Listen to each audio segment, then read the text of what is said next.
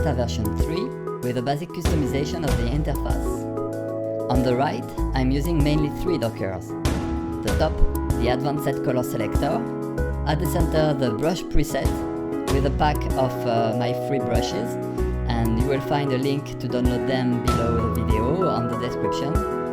And at the bottom, you will find the layer docker. I don't have a tool option docker around because I prefer to have it plugged on my toolbar.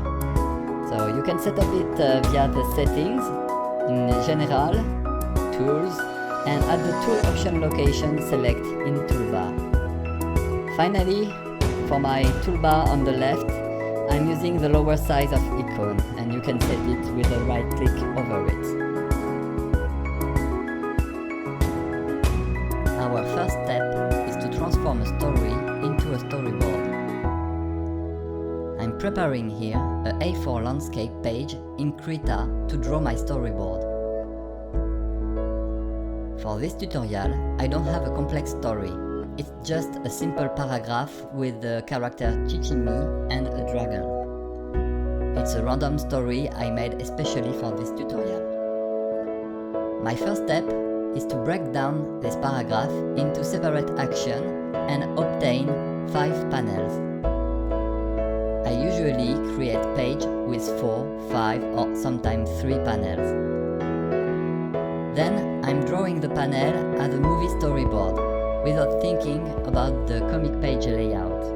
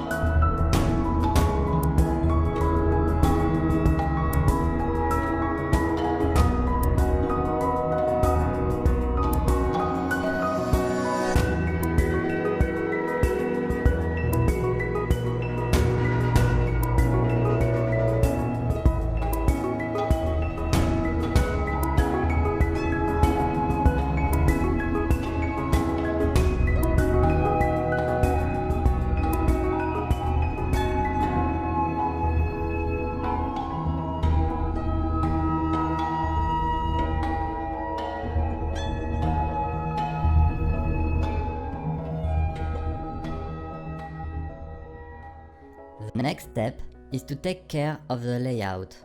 And for this, I'll need to open 2 documents side by side in Krita. In my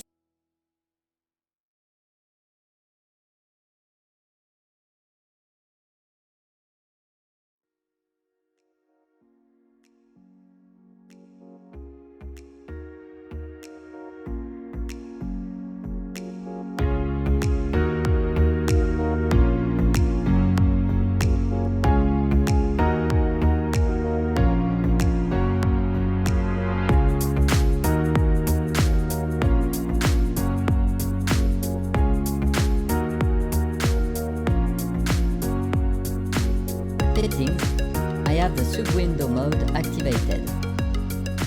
You can find it on General, Windows, and switch tab for sub-windows.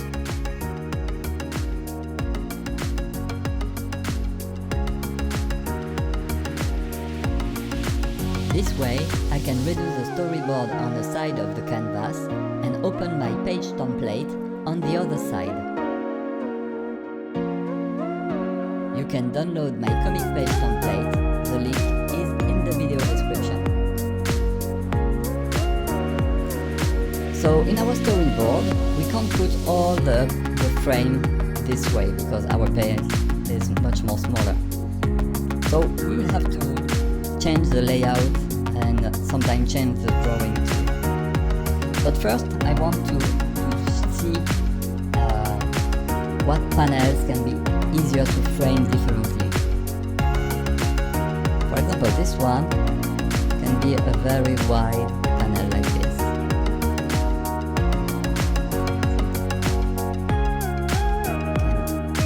Take the eraser and resize it. And also this 3 are actions that are very near in the timeline.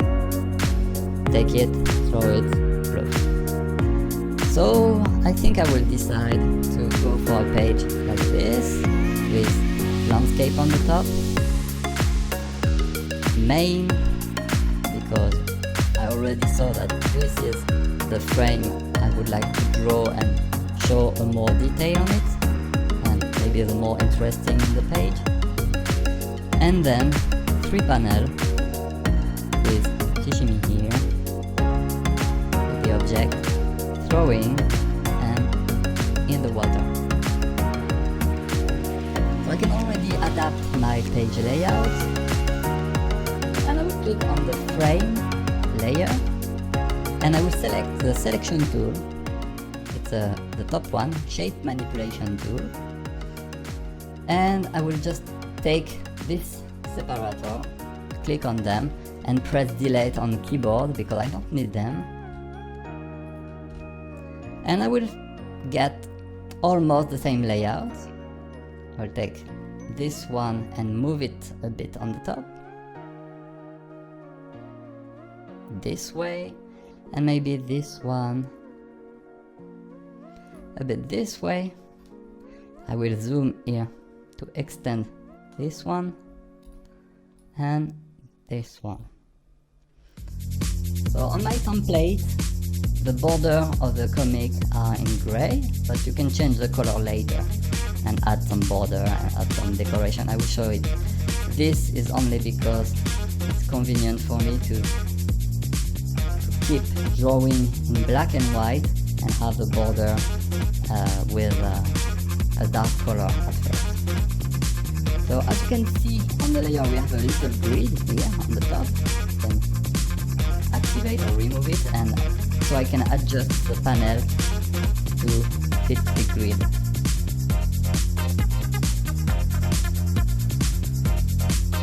So the landscape here, the main shot here.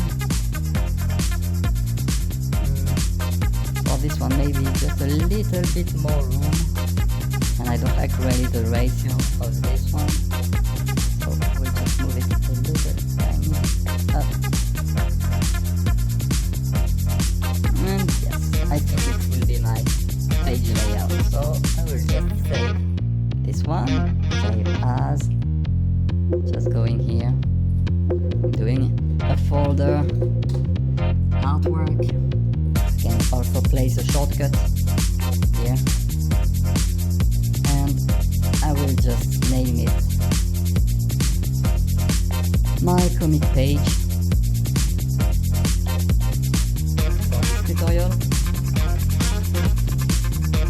_001, because maybe I will save more than one version and save it.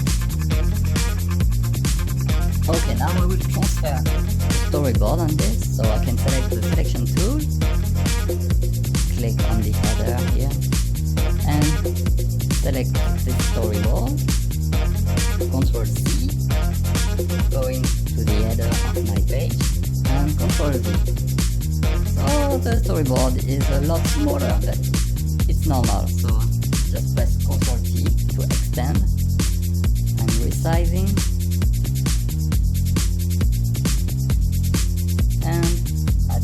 Frame a bit the storyboard. This will give me just a big guideline, but we have to redraw everything, pressing enter, and first panel is done. Second panel, I select the storyboard and I continue.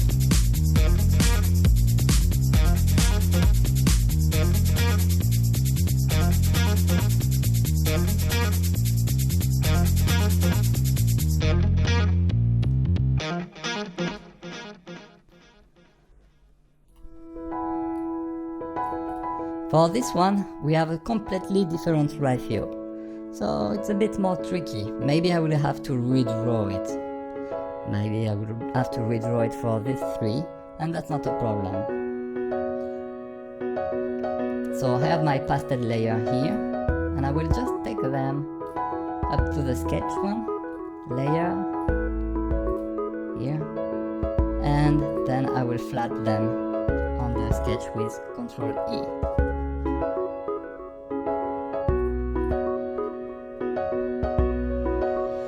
So I have a little glitch, sometimes it's happened. Just blink the visibility of the frame to remove this little display bug. And I will storyboard now the other panel. So back to the brush,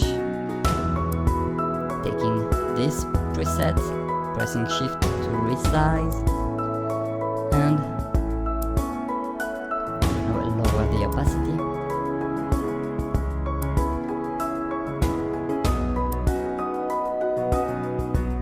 Probably can do something like this.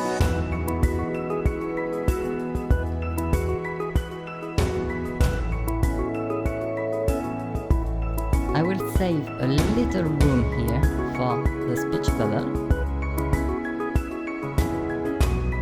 The end with the object.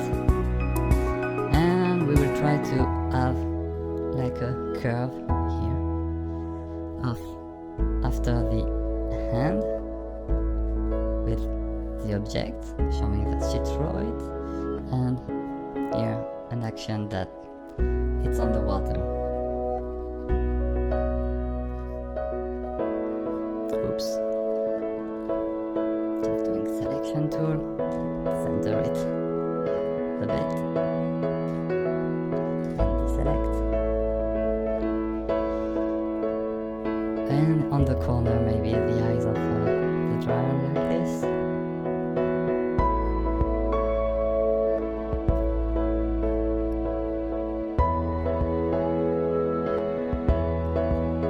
I don't like this line. Remove it. And as this way I start to clean my storyboard just a little bit. So this panel not really linked. Just it was some visual guide.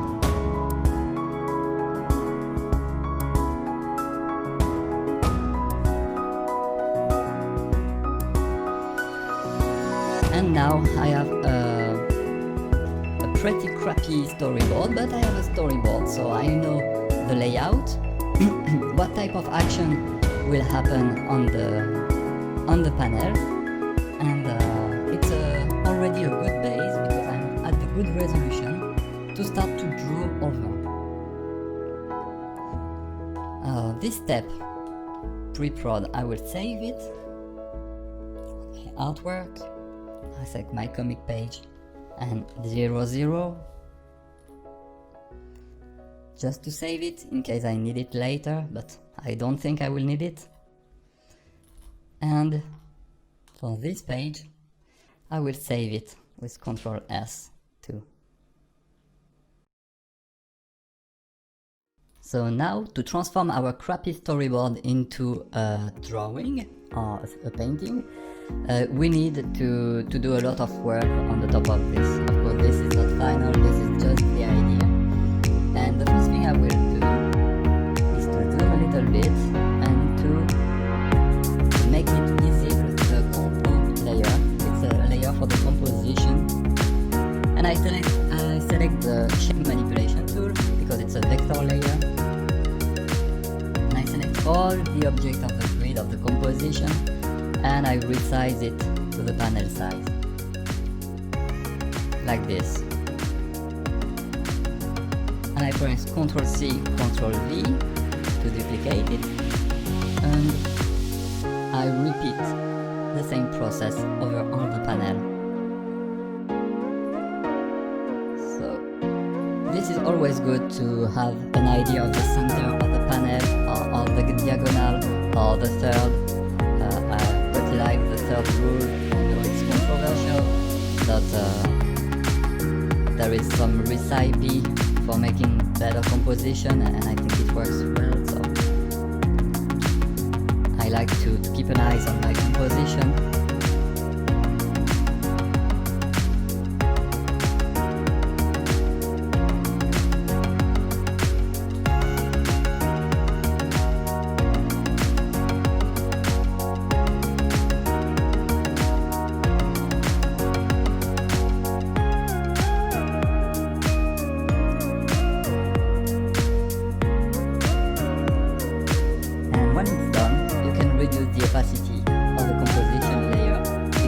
only need it to be slightly visible, like this.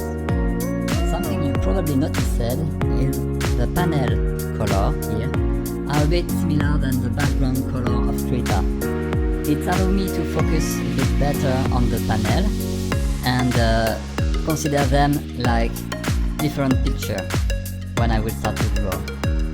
If you want to customize the color of the background of Krita, you can find it in Setting, Configure Krita, Display, and it's the canvas border color here. So just click on it, and you can even pick a screen color like this and take the color of your frame as a target. Press OK, and you will get a very similar matching color for outside of your document and for your panel color. So I will also hide the grade here because I don't need it anymore, and I will rename this sketch layer as Storyboard,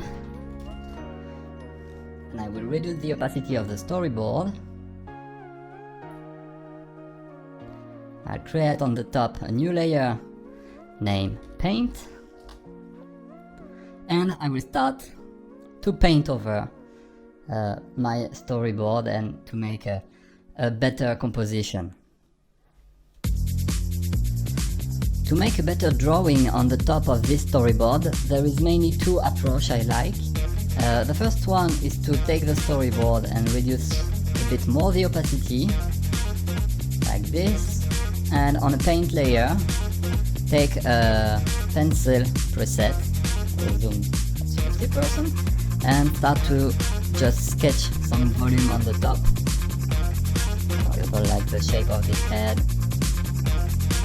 shape of the torso, etc, etc, and then find the first line, etc. This is the first way I like because it's something more traditional with the white of the paper, with the pencil approach. Then you take another pencil preset a bit more dark and just start to improve the detail. This is the first type, and the second type is something I'm doing a bit more.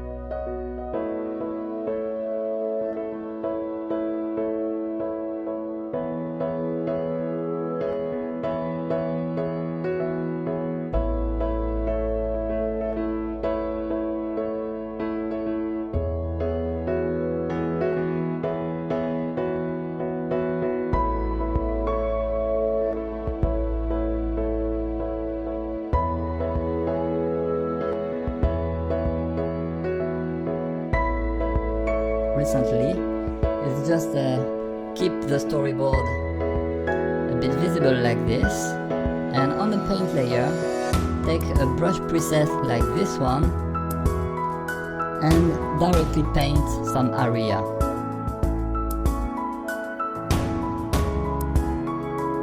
So I just paint over, and this way I'm more approaching the artwork by mass, by silhouette.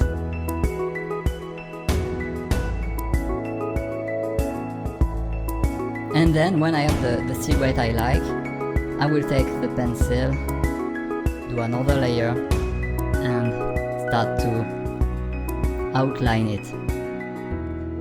So yes, this is just a little summary of what you will see next, because I won't comment the next minute. I will do a 1 minute non-commented, and I will accelerate the video because now I will just paint, and all the tool I will use will be this one. And I will select maybe white color, maybe I will pick color on the screen with Control key, and dark color, white color, and I will paint like this over my storyboard, so at any moment I can erase and see what I was doing, and sometimes I will even paint under the storyboard. So I erase now, and I will start the time lapse. There will be a little clock on the corner if you want to skip it on the video and just jump to the next part commented.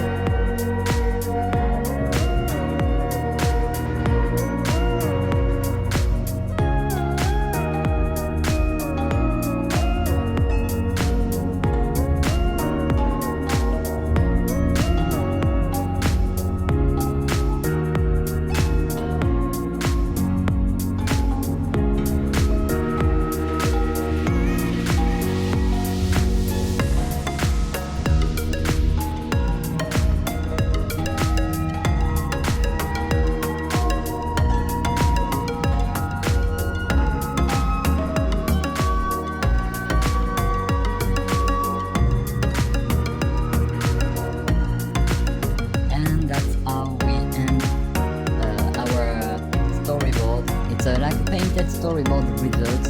As you can see, the faces are not detailed, but they are detailed enough to have an idea of the story, and at this point, if you have many pages, like 7, 10 or 30, you can already read your story and fix your storytelling. So I really like this step because it doesn't cost a lot in time to redo a panel, so it's still not too late to fix one. And you can review the storytelling, add a bit of ambience, start to think about the light placement. That's why I like the gray.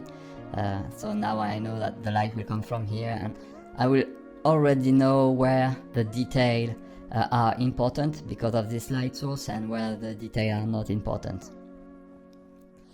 So I just flattened the two layers I had into the paint layer, and we will move now to the next step.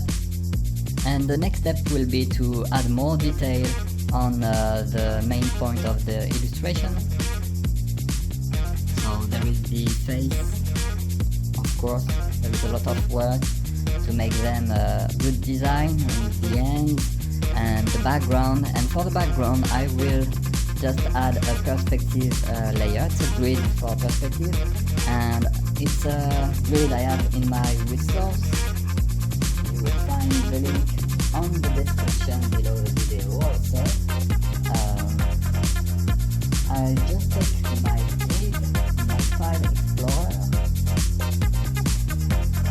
and I will drag and drop it on my canvas. So up, and I press insert as a new layer. So it's just a big star of line. I press Ctrl T. As you can see, it's a big picture with star. I made this picture with Inkscape, a vector editor, and I resize it to the size of my panel.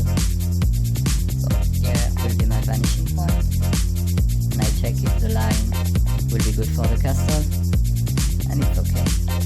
I press enter. So this is a big picture. It will take some time to resize, but now I have my grid ready. I will just select the select tool and remove a bit the part of the perspective that are over the other panel. The other panel has also a perspective, but it's not so needing to get a grid for it. You can get a feeling of this. It's quite okay. I will just keep the grid for this view, especially for the design, and I need another one here for this type of angle. So I just duplicate this one, and I move it, and I keep the vanishing point on the same.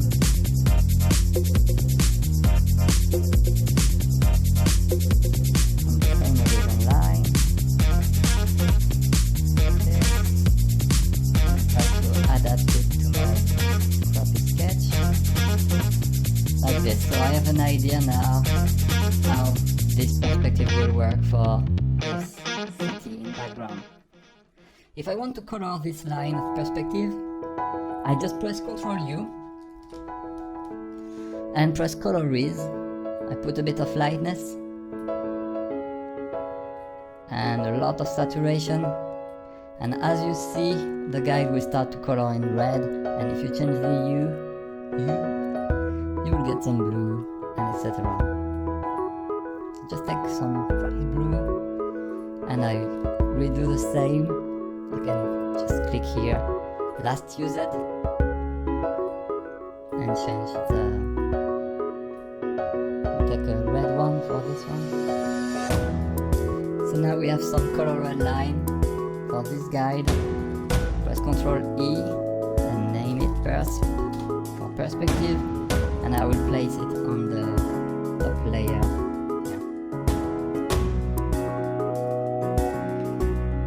Maybe this kernel of the perspective vanishing point I don't need, so just press the brush. I take an eraser, a soft one, and I just remove this kernel because it will be a bit hard to paint with this one visible. And reduce a bit the opacity. But now it's good enough for me to be guided to do some detail about this. So I will start again another time-lapse now, and in this time-lapse, I will select the paint layer. I will directly paint on paint layer, and I will just add some more detail. So see you back in 1 minute. Oh, and don't forget to save.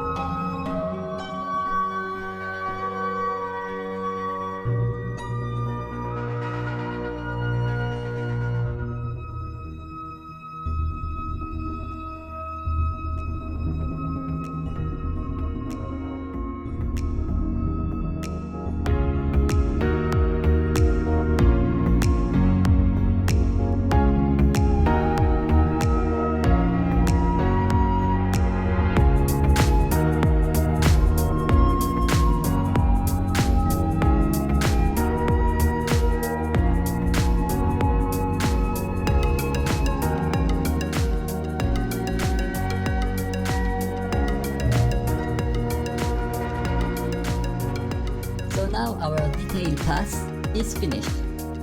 It's not a big detailing. As you can see, there is still a lot of parts that are pretty rough in speed painting, but there is also an area with already pretty good detail. And by detail I mean now we can see what will be the pose of Shishimi, what will be a facial expression here or here, what is the position of the hand. As you can see, they are still not really detailed enough, still a bit weak. As you can see also, I like to play with the design during the painting. I changed quite little things with the castle, with the design of the dragon, and this is probably because I was used to do some concept art before with painting, and so drawing with painting directly with this gray is good for me, because I can be a bit more creative. I'm not a prisoner of my line, but I really like doing lines. So I will add now a bit of line. That's the next step. And to add them, first, if you want to see, I can link the layer that was the version before. And if I turn the visibility of my layer with detail, you can see how the detail changes. But I don't need this layer anymore, so I just press select the top layer, and I will press Ctrl E to just merge it down. If you keep the mouse over, you see on the preview that we have some painting around the canvas. It's really visible on the top part. So if I remove the frame, you can see there's some painting, but we have also painting outside. And if you want to clean it, because your fill size will be smaller, you can go to Image and trim to image size. So sometimes there is some glitch like this. Don't panic, it's not a part of your artwork you lose, it's just a glitch of Krita. Just turn the visibility of one of your top layer off and bring it back, and all will be okay. It's a known bug. And now, if I select it, you can see it's not usually all trimmed, but maybe it's not so obvious and visible on this little preview.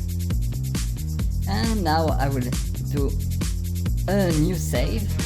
So you saw that I can do Ctrl+S to save as, and enter here a new number like the 3, 4, etc. But there is also a built-in feature of Krita. You have here in File, and it's File, Save Incremental Version. And if you press it, it will automatically save with a new number at the end. So I press it, it's saving, and now you can see here I'm at the version 4, not the version 3. So if you want to keep a sort of history of your file, when you delete a layer and just move on, you can use the save incremental. So after this detailing of the storyboard, we can move to the next step. And for the next step, I will reintroduce some drawing and some line. I will ink my drawing. I know it's a bit weird to do the painting and to ink after, but that's how I like it. It's because when I paint, as I just explained it, I prefer to do some concept and to add some light source. And I like to reintroduce after just a very light line art. And for this I just take the paint layer and I will reduce the opacity, something very bright, maybe like this. And on the top of this layer I will just create a new paint layer and I will name it Ink.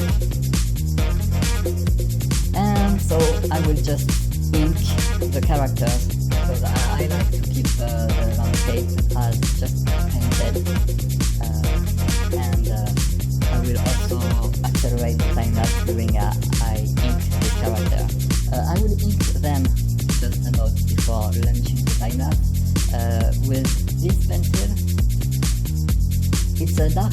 perspective, and if you see at low pressure, I will select the color. At low pressure, I will zoom it because on the video maybe it's not obvious, but at low pressure I have a little grain, and when I press, the line became a bit more regular, and here I have a grain, some fuzziness on it, and I really like it because it's a bit less digital and boring than a digital inking tool. So I prefer to use this. I'm not sure I will use the size 10, maybe I will use it a bit smaller on some character, but just testing a bit. Yes, maybe I will use 9 or even something. I will just probably continue some tests, but I will record all this part without audio so I can focus on the artwork. So another 3 detail before starting the inking.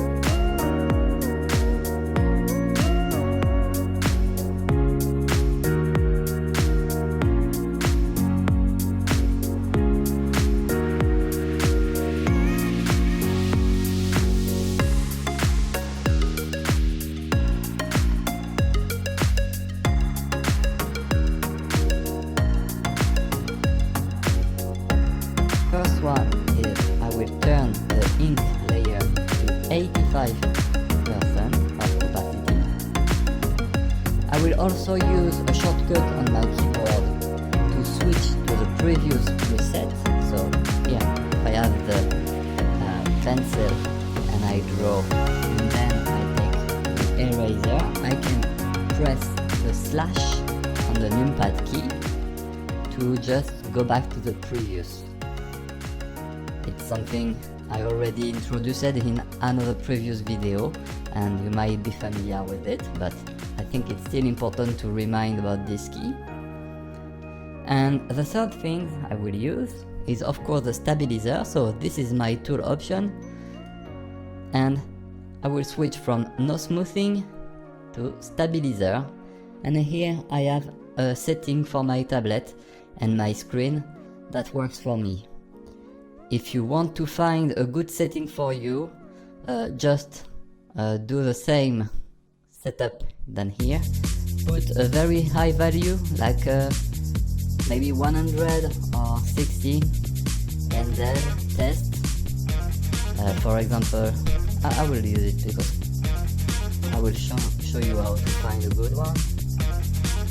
Just do a large one like 100, like this, and then at the zone you want to do inking, I will take the right brush.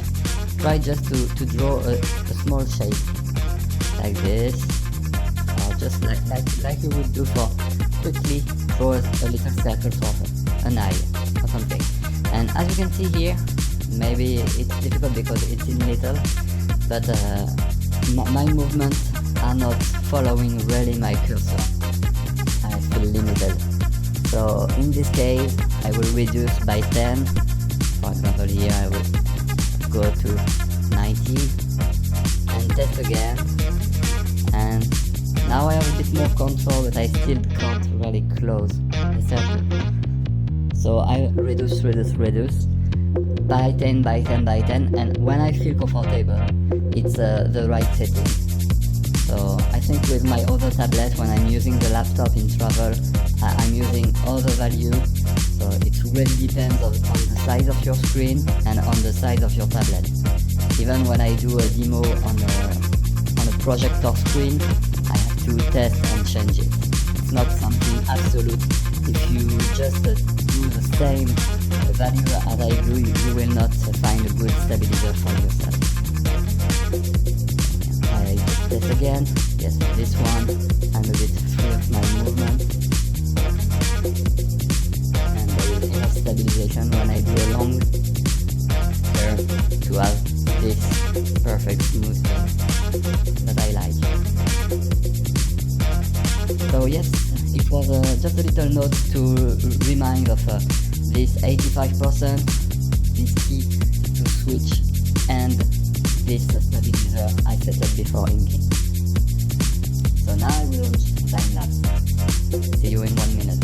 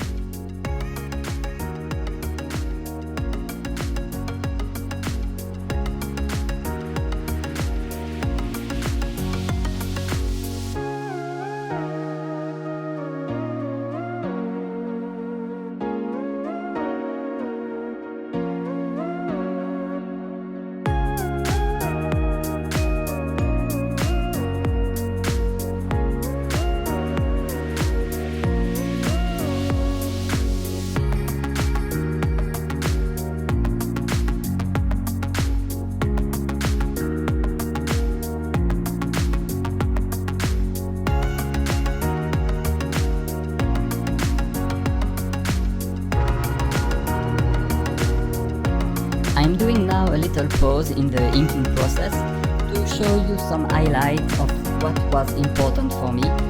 And first I wanted to show you, you probably saw it, that I didn't really, I will increase a bit the opacity just before explaining so you can see better. Press the opacity of the sketch. And I didn't just outline the drawing. As you can see, the eye here is a little bit lower than this one, and when I drew I also fixed the volume, and I made all the parts easier to read. For example, if I turn off the inking, you can see that this end was really simple, really not detailed, and try to draw over and not just outline my speed painting. It's not how it works. You can't just outline a speed painting. You need to really draw over and just invent and fix all the details. So when you did this, you can also add some details, and sometimes the speed painting under can help you to have a bit of chaos, some chaotic shape, to add some interesting detail. Add the scale pattern on the back. If I turn off, and you can see that this little stroke of painting just guided me to make some suggestive little ink of scale, and so I wasn't tempted to draw every scale, but just to underline a few of them.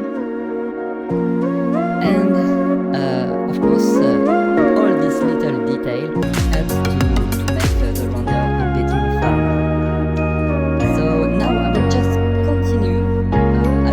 Also, as you can see, I flipped the canvas with the M key for the mirror, so I can see the volume, the shape in a two-way, and it helps my brain to not focus on the same picture. So it's like if I can fix two pictures, and so I can refresh my eyes, refresh the picture I have in front of my eyes, and try to fix more error. So I will continue the inking now with all the other panel, and I will launch again the time lapse.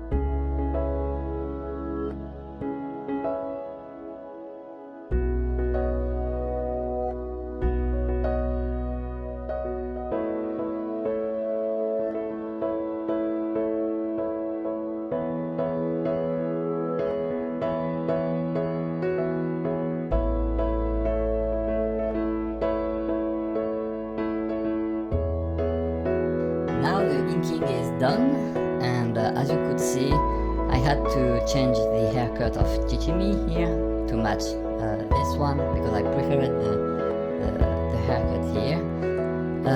I also spent a lot of time on the hand, That's still my weak point on anatomy and on character, but I try to do always the best I can, and I spend more time on it, but it's not optimal yet.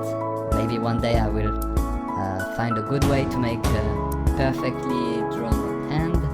I also didn't ink the background, or the part I think they will be easier to paint, and that's why I like this technique, because I don't have to ink everything, and I can save time, because on this part or on the tree, inking all the different little leaves of the tree can be really time consuming. And so now I will transform my inking into a black and white page. This is for the one who like to have a black and white result. In my case, it doesn't make a lot of sense, because I have some part of the drawing that are painted, but I will show you how to make a pure black and white page now.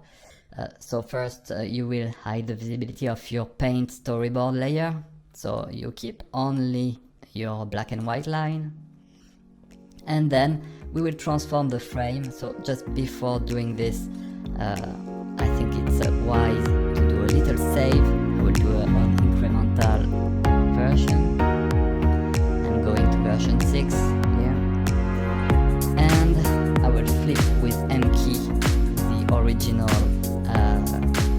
mirror view, because I was in mirrored, but as you could see, I draw on both sides, so it doesn't really matter to me, but there is an original orientation of the drawing, and I try to keep it. This orientation is because it's follow the rhythm of reading of the picture, so from top left to bottom right for me, because it's how I read. So you can see that I follow this diagonal on the picture, and yeah, I just counter it to make a little jump on the picture. So that's just a little parenthesis on what I did. And to turn the frame, because I have this vector layer frame, to something white with a black border, you just need to right click on it, and as you can see, there is already a little FX symbol on the right. So just right click and go to the layer style, and as you can see, this black gray color here is done by a color overlay into normal and into this dark color. So you can just turn this color to white, and now you have your frame in white, and just add a little stroke. So by default the stroke is really large, yes, 21 pixel. We will turn it to 3 pixel. Just a thin line like this. Position outside, yes, to be outside the vector object, but you can say at the center. So it's a little bit thinner. The mode multiply. Just take a normal and 100%. And the color is already set to black. So it's good, and you can press OK. And now you have your panel in white with a stroke like this. And you can still move your frame if you want. For example, this one, you can still move it here. And it might take time to refresh because we have an FX on it, but this process is a bit flexible, because as you can see, it auto merge the vector object together to trace your panel. So you can even make a large panel and put it a bit with this type of rotation if you want. Of course, the update time will be a bit longer, and sometimes it can be very dramatic with Splitter to retrace some layer effects, but the job is done, and that's the main part. So let's wait. so you can follow the rendering because it's so slow. Come on. Okay. Yeah. It remembers me the old ray tracing on the old 3D software. But when it's done. And in the recent version of Krita, 3 version, and probably the future version, maybe this will be speed up this little step. And also when you work on another layer, all of these pixels don't refresh every time. So it's only when you move them that this thing is slow. But that's a price to pay with working with this type of flexibility, because as you could see, I could change the layout as I wanted, and I can change the color of the panel and the width of the line.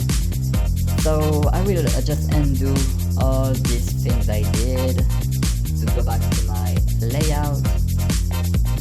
Go back in time with Ctrl Z, Ctrl Z, Ctrl Z. And now I have my black and white page. I will turn back the visibility of my paint layer now under. So now I have my painted background and my character. I will just reveal a bit the opacity of my storyboard this way, and now I start to have a little shading, and that will help me to start the pre-color. At this step, I usually just fix a bit the background painting, and I adjust it, and I will do it on the fly because there is not a lot of things to fix. So I will do it in live demo. So just turning back the opacity of the layer a bit more, like this. And I will take a brush, maybe my favorite brush, and I will take a layer in between, say 6 paint, for example, and just pick with Control the color, and I try to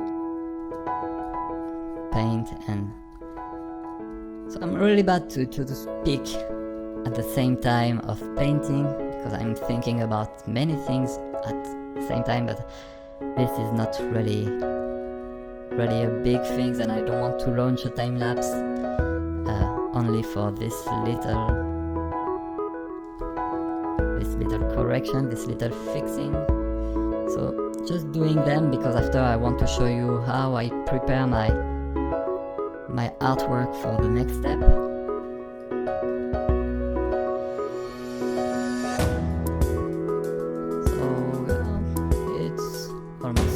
For this panel, I could refine it a bit more, but that will be the next step anyway.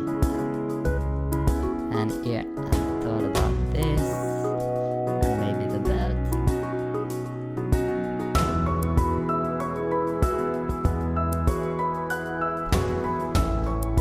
Like this shape bit.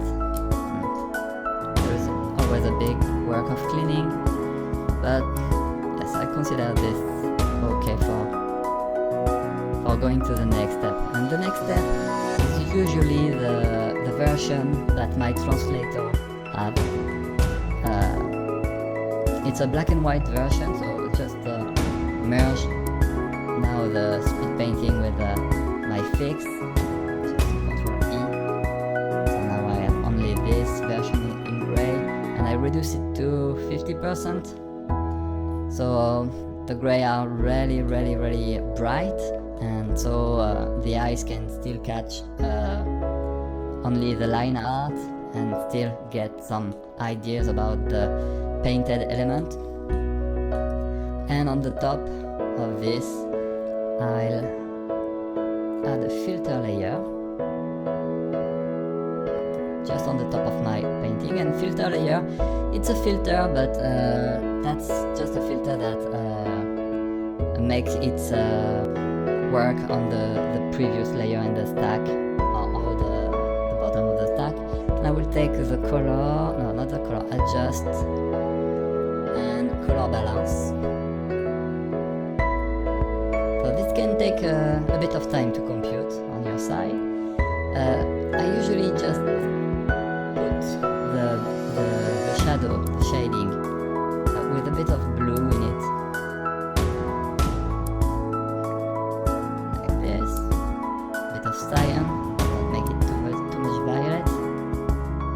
So as you can see, it's subtle, but all the dark got slightly bluish, and I will take the mid-tone to something a bit red and yellow, just to make the picture just a little warm. And the bright, sometimes I leave them white like this because I think it looks good, but sometimes I just add just a little bit of yellow like this. And this way you obtain it's not color red, but if you need to show these comic pages to for example, in my case it's all the translator team of Pepper and Carrot, and you obtain something that is a bit more sympathetic to the eyes than something black and white. You obtain something with a gradient of colors, and for just a little filter here. Something I also do with Pepper and Carrot is to remove the dark line on the panel, because I prefer only white panel. So just go back to the frame layer, vector layer, right click on it, layer style, and I just uncheck the stroke. That's how I obtain my borderless panel. And right now, at this step, because I said that this is the version I use to communicate with the translator, it's also the step I use to enter the speech balloon and the text, and also all the sound effects. At first, in the first episode of Pepper and Carrot, I was doing it with Krita here, and I was just turning the text layer on, and you can see you have a little default text, replace it if you can, but I remove this because now I do it only with Inkscape, and so we will do now a little chapter on Inkscape and how to make the speech balloon and use the resource I provide to add quick speech balloon and quick text on this picture. But we have a file that is a Krita file finishing by KRA, and Inkscape can't read this gray file, so we need to do a transitional file, a transitional exported file, a flattened image. Don't use it to use this export to save, but we need to do a transitional PNG file to work with Inkscape. So I will just save at first my KRA, and when this is saved, because the Krita picture can save all this layer, and I want to keep my layers, and I will just export. And export will just save a copy. So here I have all my pages, and I will do my comic page without extension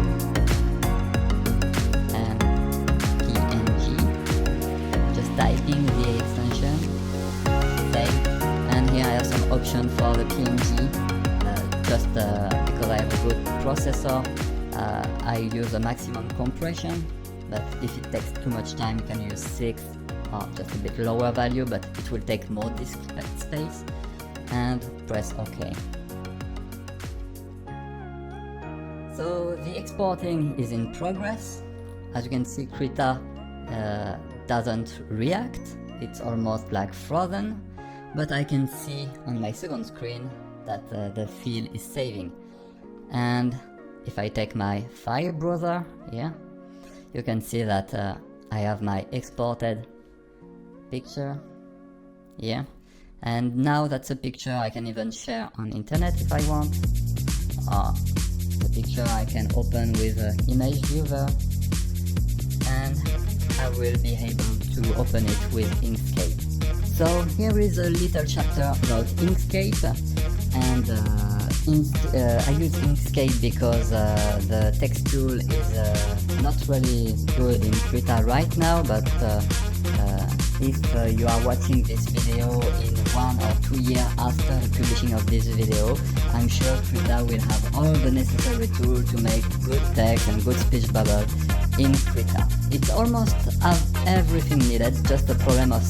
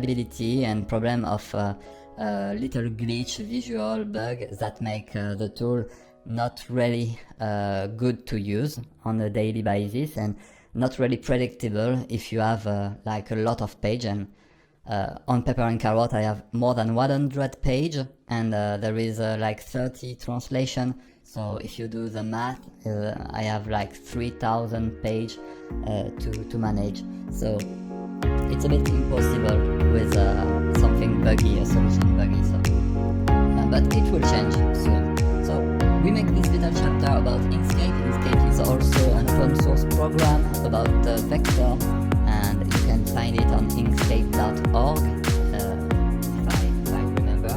And on Linux, you can just use your package manager and your software source, every method to just install it.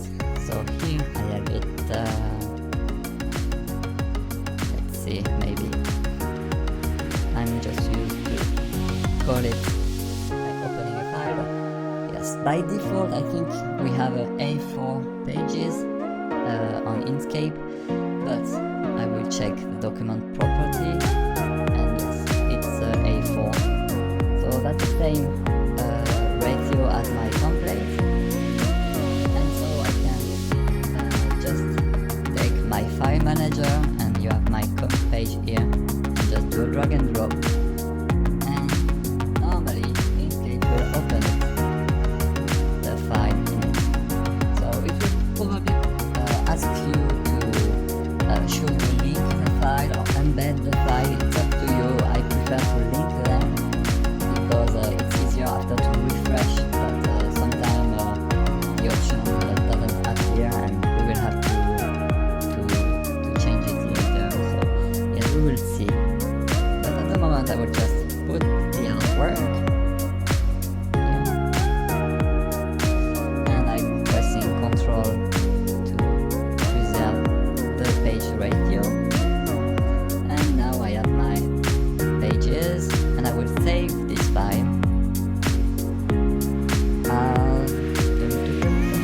Artwork, and I will use also the same file name, my comic page, but this time in SVG, which is the native file of Inkscape.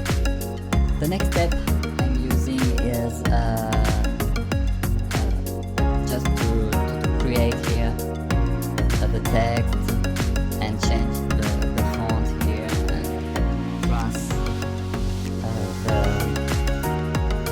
the speech balloon and stuff. So I do them manually, just creating a vector object and filling them with white and removing with shift and click the border. This is how I did all the first 10 episodes of Pepper and Carrot, and then I saw that all the speech balloon and all the shape are really coming back. There is not a lot of variety, so what I did is I made a big template, and so I just can do copy pasting, and it results in this big file here. So it's a file with ready-made a lot of vector objects. I made them myself, and there is tail of speech balloon themselves with a lot of style. You have a lot of fonts with effects for ready speed effect, sound effect, sorry for my vocabulary and my English language.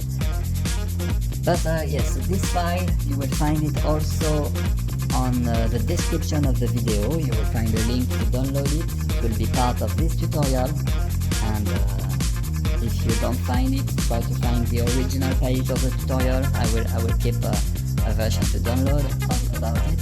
And so the only things you have to do is to open this SVG file in Inkscape too. And I will also add the font I'm using here.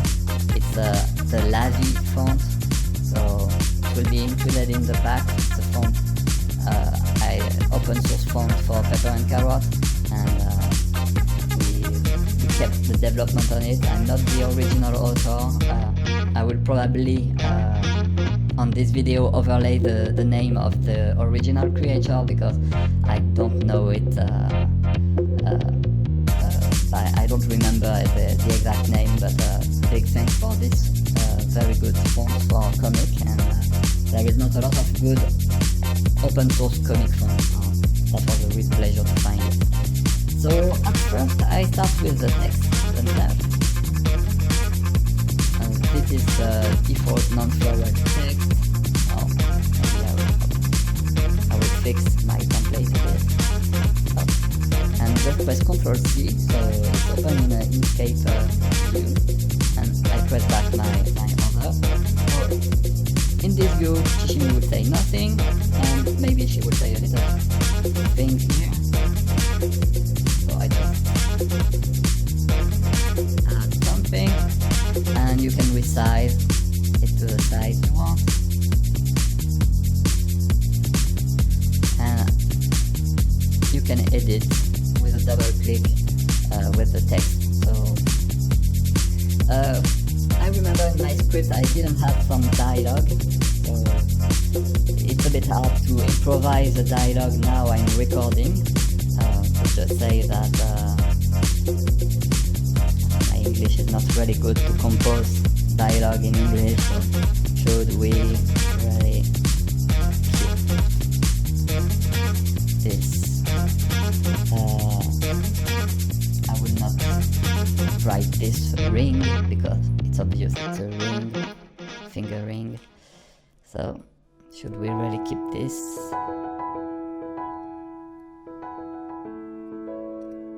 She's thinking out loud. And sorry for the cheesy dialogue, but it's just something I'm improvising, and three little dot probably not. And she decided to put it in the water. This is not the part of a bigger story, this is like a little scene for this tutorial. So I'm just trying to see where I can put my text, and as you can see, Inkscape also have some glitch visually. You can hear a little, and if you zoom in back, you will make a refresh. So we have our text, and I will take back my comic template. Take maybe this shape of balloon here, Ctrl C, going back to my comic page, and I will press Ctrl V to paste it. And now my object, the speech balloon, is on the top of the text, so I just go here and ask to lower the position of the object.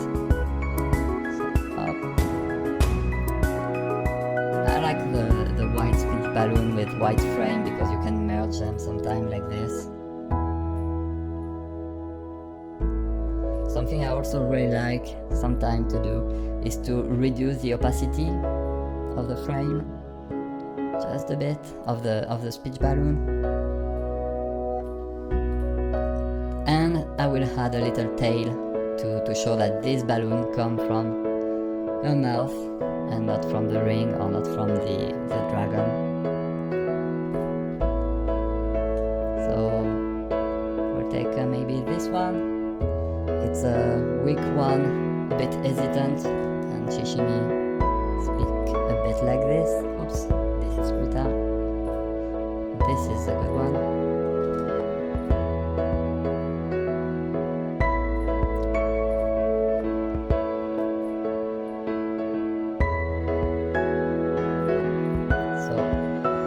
Click a second time on the object, you have the rotation, and if you click one time, you can scale it. It's a very good system. Something I always like it from the ergonomy of Inkscape. Really easy to use. And if you want to change the point of the vector object, you have here another selection tool. And you can just drag a little to make the speech balloon looking a bit better.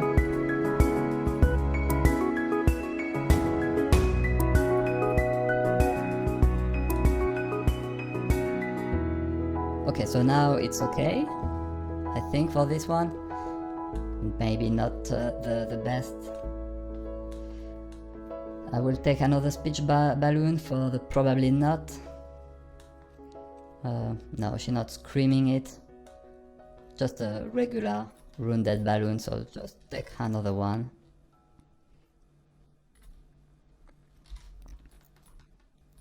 Resizing. Putting it in the background.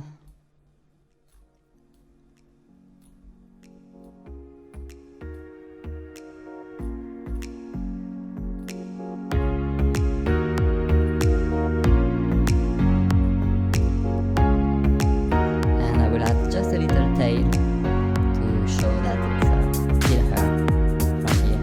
That's big. So a little tail I can use that is more direct. This one. This rotation, scaling, and this one. And we will have a little sound effects here. So I have some ready-made text effect with some effect to have some shadow and some outline. This one looks good, but maybe a bit too shaky. So maybe I will take this one, just a simple one. Black. Oops. This is the Inkscape.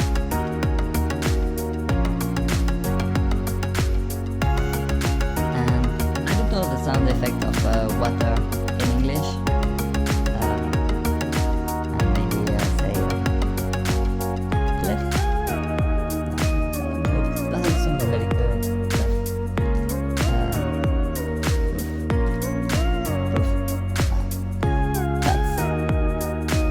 Probably will comment on the video to tell me what is the right sound, but for this tutorial I think it will be okay.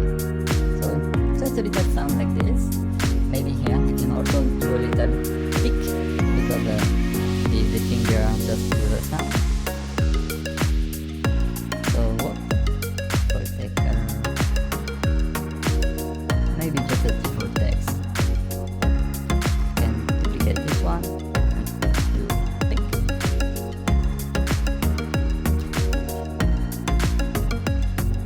I will remove the dot. That's okay. And if you click a second time, you have also this one to deform a bit. So I will use this fake italic effect. Put it a bit like this. And I think it's okay. So when it's done, you can save your SVG, your Inkscape project.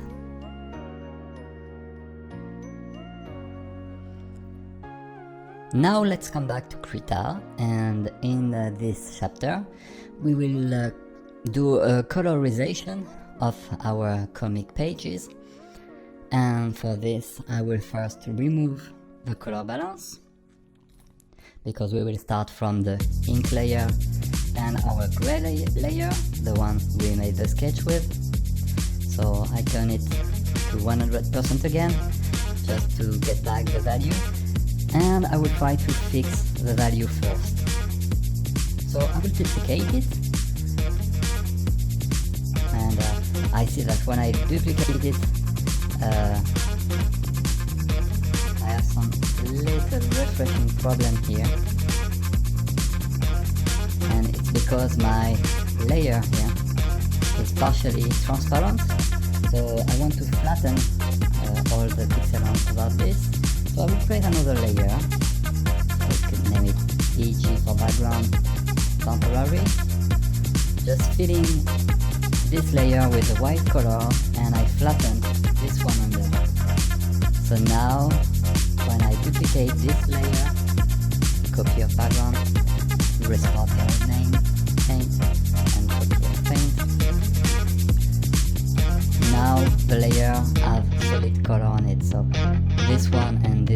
it makes no difference.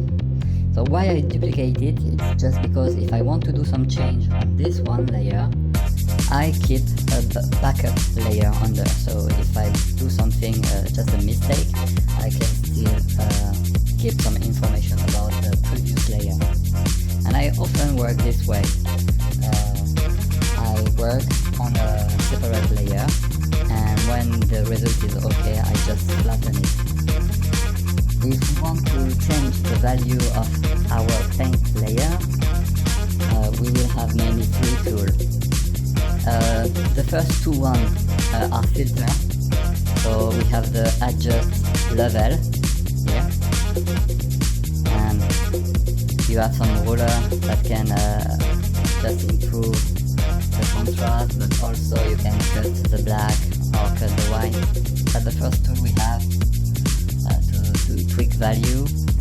The second tool is a bit similar, and it's in filter adjust, and it's the color adjustment curve.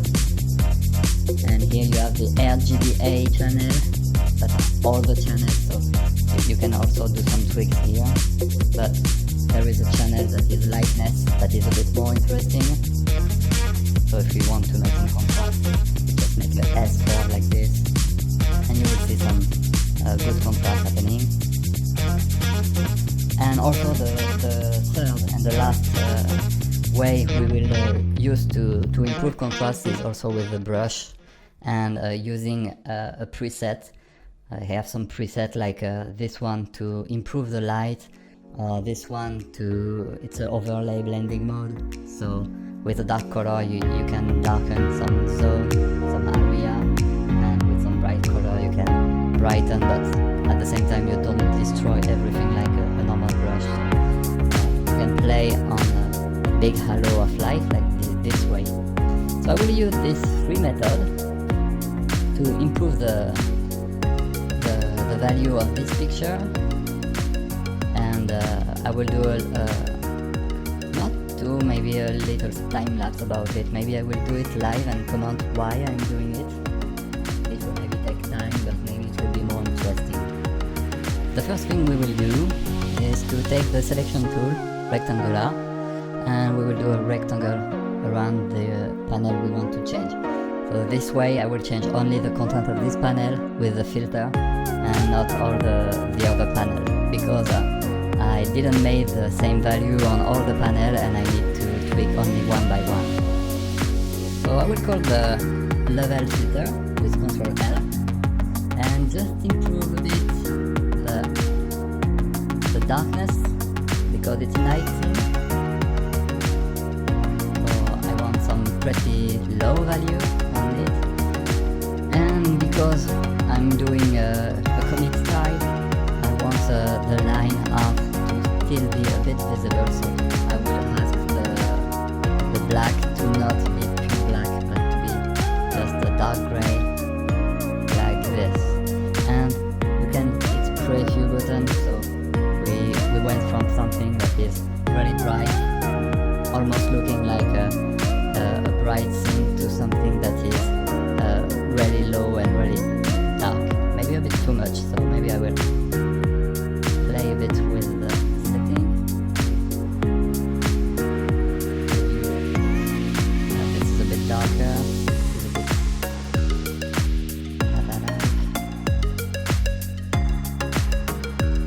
This looks a bit more okay to my eye.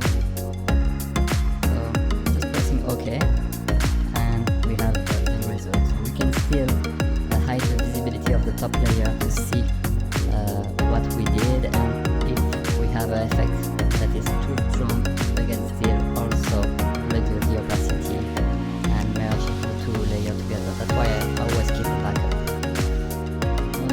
I will do the same for the other now, and I will probably launch a time lapse and accelerate the video. As you can see, I already accelerate, because it's a bit repetitive, and I first will fix all the value, then I will clean the picture and add a color balance on all the panels, and the next step will be to apply some blending mode So I'm launching a big time lapse, and feel free to skip it because it's how I finish the color sketch.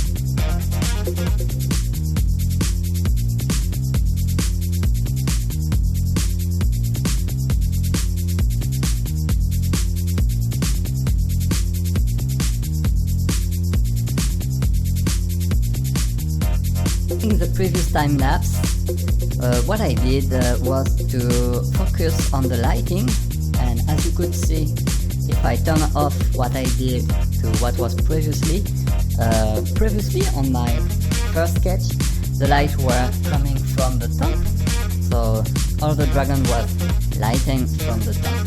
And I decided during this color sketch and during this cooking of color, not only to influence the color, but also to paint another shading. And I added now only the light from the moon, which make a big rim light on the character. So if I put off, and you can see, and of course this also affects this character. And I also could make a point of one color here on the sky, so I can lead the eyes on this area and put some other area outside a bit colder.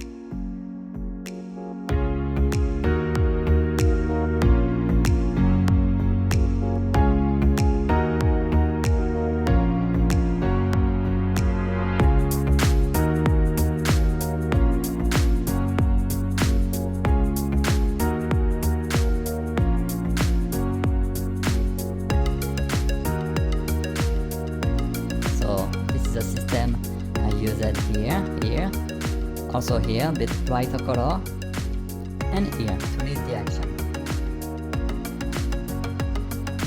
Another step before starting to detail is to also take care of the color of our line art. So the line art is this layer, ink, and if I zoom in, you can see that I drew it with black color. And sometimes this black color can be sufficient for your type of rendering, but for the style of pepper and carrot, I try to sometimes erase the part of the line art, and especially when there is like this big rim light, like here, and I think it's not looking natural to have a very bright light source like this of the moon, and suddenly a black line. I think it doesn't look right, but I like when the black line are like this, and in this case the black line looks a bit like some deep shadow or detail, so it's okay. And sometimes when the black line are outside the volume, they can just look like the volume is turning and there is a little part in the shadow. So this type of line works, and some other type of line like this black line on the air doesn't work. Also, like the black line on the nose here is too dark for the skin color. So on the skin you will never have a black shadow like this. So this is heavy stylization, same for this line of the face, and so I don't like it a lot. So what I will try to do is to color the line art, and I will show you my technique to color the line art. To color the line art, it will be a bit easy because I drew this line art directly on the transparent layer. So this line art only has dark pixel or semi-transparent dark pixel and transparent pixel. What I like is just to lock the alpha, so it means locking the transparency of the channel here, the little checkerboard, and you see there is a padlock appearing, and select the color I want. In my case it's a red and like 1 or 1.5 value, so very dark red like this, or a very saturated brown, and I will just edit fill with foreground color, and this way I will get the exact color of the line art I want. So this is just to give a little warm touch to the line art, to all the shadow, as you can see here and here, so at first. And because now we don't have a very black, very dark line art, I will put this layer into multiply blending mode. And so you will see that when the line art will be over a dark color, like here, the line will turn a bit black. So if I put it to normal like before, it will look a bit unnatural to me to have a similar value on the shadow.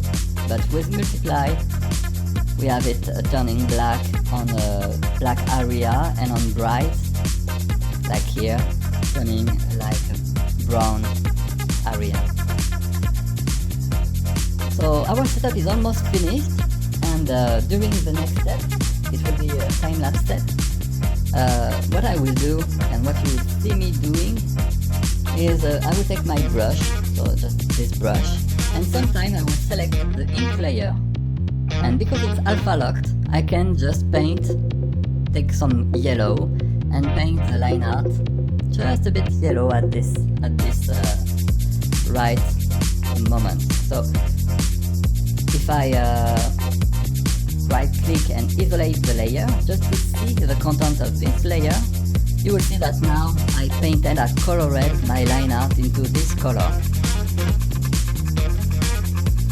And if I want to come back to the dark red, I just select the red value and just color it back. So this way I can't really go wrong. It's a very flexible way.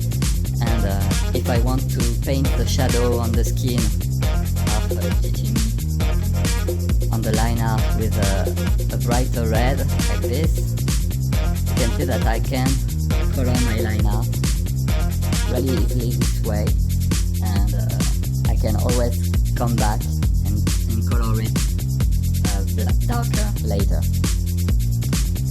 So this is what I will do, especially on all the surface with a bright light on it, like this and like this, and it will be part of my detailing cleaning pass. So I will just do a little save, incremental version, and launch the time lapse.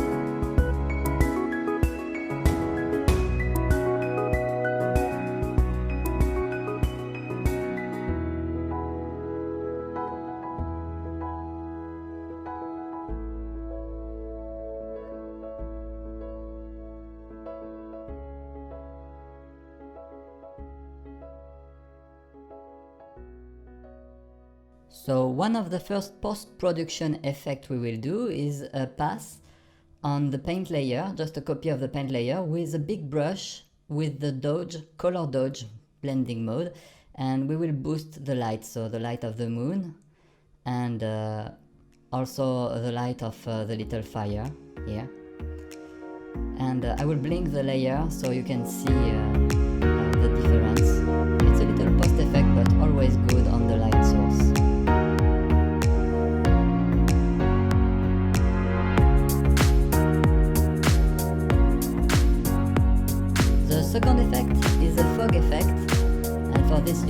a new layer on the top of the ink in lighten mode and just scribble some particle with it with a big brush, and then put some filter, some Gaussian blur filter on it, and you can also smudge a bit the detail and reduce the opacity to make a sort of fog on the overall, even on the top of the inking. Another effect is just to take a part of the picture, to duplicate it, and here I'm using a gimmick filter, Ripple, and I will use also the gimmick filter Water to obtain some deformation and to paint more easily the ripple and deformation on the water of this panel.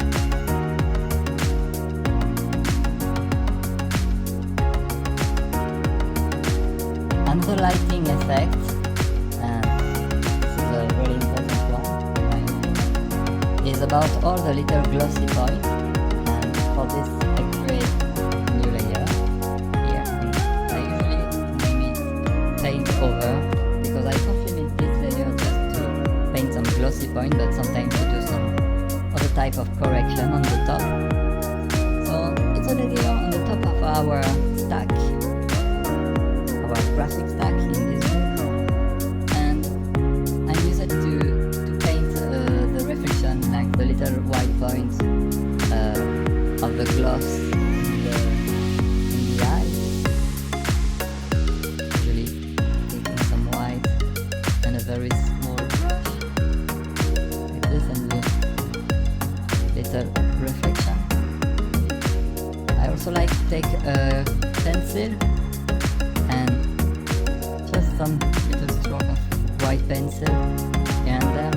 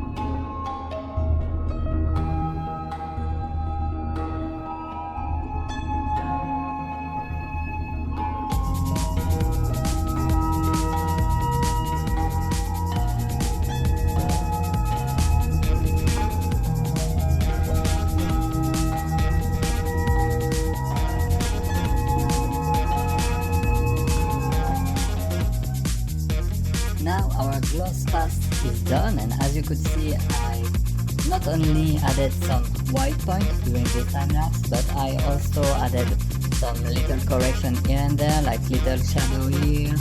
I will just link the paint over layer so you can see. Fixing here just a blue shadow. So I used this paint over layer to just fix quickly a lot of little things, but mainly to add little white points. So we will enter now in the last step, and the last step, when all is done, like now, is to just add a filter layer on the top of the graphics, like this. And it's a dynamic filter, and this filter will be on all the picture except the frame. It's appearing into the group, but I will move it later. And this filter is enhance sharpen. So this layer don't have any configuration. You don't have the power or the opacity of the sharpen filter here. But as you can see, by default it's pretty strong. So I will just move this filter. I will rename it directly sharpen. You can see there is a little filter icon here. And if I turn it off, as you can see, you will get a lot of crispy detail with it, but you will get also a lot of noise if you zoom in. And this noise is not really good if you print or if you do something, so that's why it's good to keep it dynamic. I never use it 100%, sometimes I use it like 60%, so you can reduce the opacity of a layer like this, and the effect will be a bit more subtle. So sometimes even like 35%. And compared to this blurry result, you will already get a little bit more detail. So I will just set up the sharpen layer. I think the comic will be seen online at 40%. So most people will see the comic and read the comic at this size. Just watching. I think I use 60% or 70% sometimes on paper and carrot. I have to check, but I'm almost sure. You can find it on the source. Each comic has a sharpened layer like this.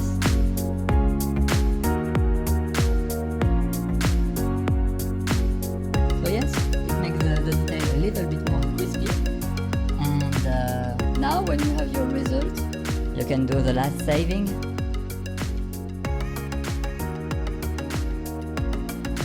So we'll call it 19 and underscore final. You know that this is the final version.